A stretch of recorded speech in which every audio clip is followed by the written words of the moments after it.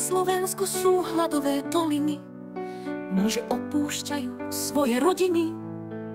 Za robotou idú, kedy oni prídu, ženy, deti doma samé. Suseda podpichne, snáď ťa neoklame.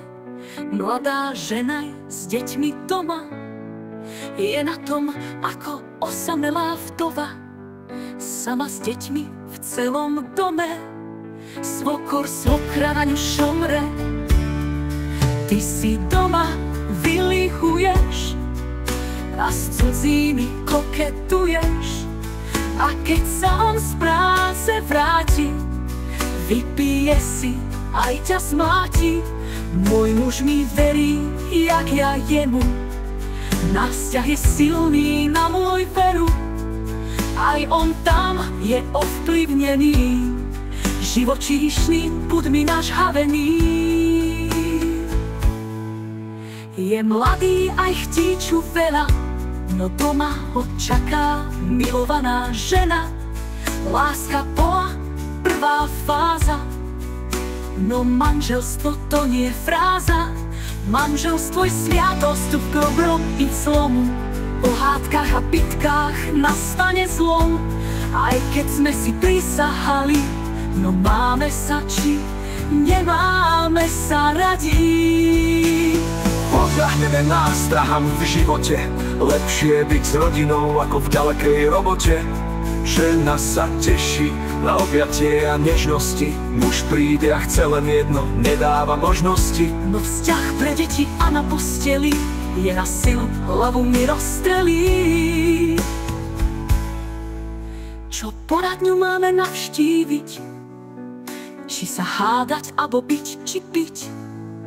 Treba si povedať, prečo sme sa brali, spomenúť, ako sme sa silno milovali. No závažná je to téma, kto to zažil, východisko nemá. Rozhodne sa trpieť pre rodinu a robiť, ako prisahal, alebo to všetko ukončiť a jeden druhého sa vzdal. V každej rodine je nejaký kríž, nie je to ľahko ako odpoveď na kvíz.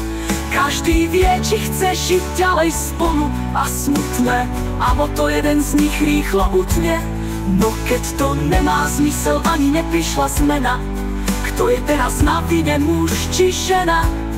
Pozeraj na seba, nie na cudzie vzťahy, a robte tak, aby ste sa mali radi. Aby ste si jeden druhého vážili a viac sa o to snažili, veď ste si to už spolu zažili. Obaja ste vo vzťahu dačo skazili, no nie je dobré, aby ste sa pred tým druhým blazili.